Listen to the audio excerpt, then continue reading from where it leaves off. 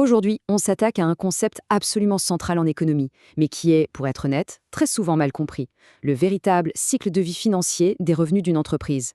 On entend constamment parler de chiffre d'affaires, de bénéfices records, de marge, mais que se passe-t-il réellement entre le moment où un euro rentre dans les caisses et le moment où il devient, à la toute fin, un véritable profit? Eh bien, pour comprendre ça, il faut imaginer un entonnoir, un immense entonnoir financier. Alors plongeons tout de suite dans ce décryptage pour voir ce qui se cache vraiment derrière les finances des entreprises françaises d'aujourd'hui. Au programme de notre analyse, on va d'abord définir la valeur ajoutée, calculer ce fameux EBE, descendre l'entonnoir jusqu'à l'épargne pour comprendre son rôle vital, et on terminera par un bilan très concret de la situation en France. Section numéro 1, la valeur ajoutée expliquée. Découvrir la création de richesses. Il faut vraiment qu'on torde le cou à une idée reçue massive. On pense souvent, à tort, qu'une entreprise qui crée beaucoup de valeur ajoutée réalise automatiquement d'énormes bénéfices. C'est totalement faux. Le chiffre d'affaires et la valeur ajoutée, c'est le haut de l'entonnoir, c'est la richesse brute générée, la contribution directe à l'économie. Mais le bénéfice final, lui, n'a rien à voir. La valeur ajoutée, c'est juste une étape.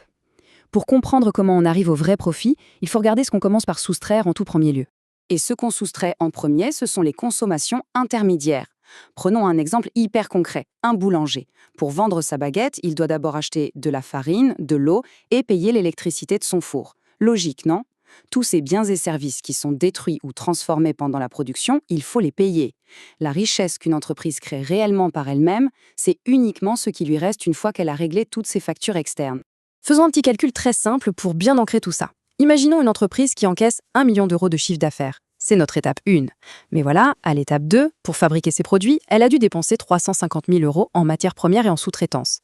On arrive donc à l'étape 3, on fait la soustraction et on obtient une valeur ajoutée de 650 000 euros. C'est bien, ça prouve que l'entreprise optimise ses ressources. Mais attention, cet argent est très loin de finir directement dans le coffre-fort. L'entonnoir continue de se resserrer. Section 2, le calcul de l'EBE, le partage du gâteau. Alors, comment on découpe ce fameux gâteau de 650 000 euros? Eh bien, d'abord, on paye le travail. Au moins un bon tiers s'envole immédiatement pour couvrir les salaires et les cotisations sociales. Ensuite, l'État se sert directement à la source via les impôts sur la production. Et ce n'est qu'après avoir retiré ces deux parts vraiment massives qu'il nous reste un morceau fondamental pour la survie de la boîte. Ce reste, c'est l'excédent brut d'exploitation, l'EBE. C'est un terme comptable qui peut faire un peu peur, mais retenez-le bien car c'est le vrai pool de l'entreprise. L'EBE, ça mesure sa performance brute. Dites-vous que si ce chiffre est dans le rouge juste après avoir payé les salariés et les taxes de production, c'est qu'il y a un énorme problème et que le modèle économique même de l'entreprise est cassé. Pour vous donner un ordre d'idée, si on divise cette EBE par la valeur ajoutée de départ, on obtient le taux de marge. En France, en 2023, ce taux de marge global se situait en moyenne entre 23 et 30%. D'ailleurs, petite parenthèse, le secteur industriel s'en sort un petit peu mieux, autour de 36%. Ce taux est crucial parce qu'il nous montre le poids réel des salaires dans la machine. Mais bon, vous vous en doutez, notre entonnoir n'est toujours pas vide. Il y a encore du monde à payer. Section 3. De l'EBE à l'épargne, les dernières soustractions.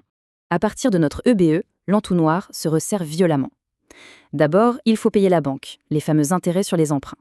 Ensuite, on rémunère les actionnaires qui attendent leurs dividendes. Et enfin, l'État revient frapper à la porte, cette fois-ci pour collecter l'impôt sur les bénéfices, le fameux impôt sur les sociétés.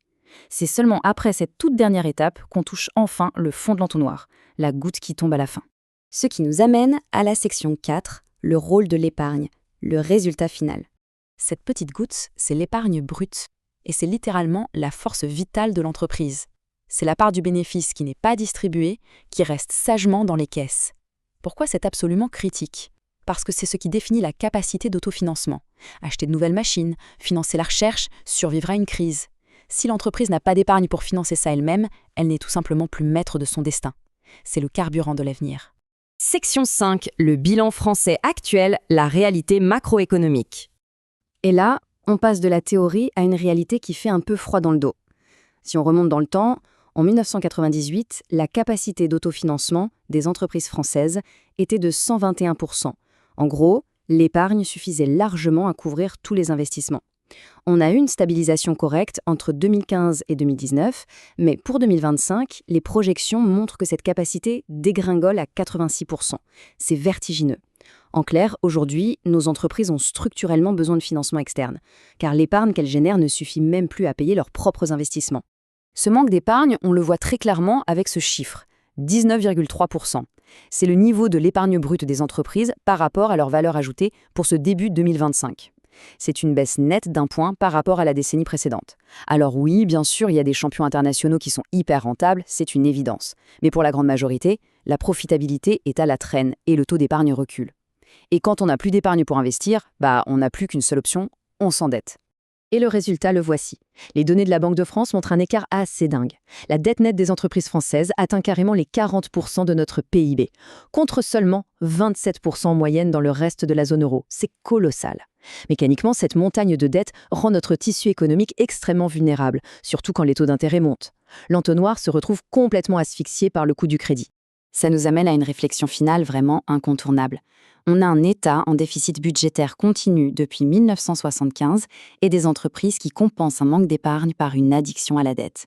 La question se pose jusqu'à quel point ce modèle basé sur l'endettement perpétuel est-il tenable? Qu'est-ce que ça signifie pour notre souveraineté économique à long terme? C'est une vraie question de fond et ça donne envie de creuser encore plus ces dynamiques. En tout cas, merci beaucoup d'avoir suivi ce décryptage de l'entonnoir financier et on se retrouve très vite pour explorer de nouveaux enjeux économiques.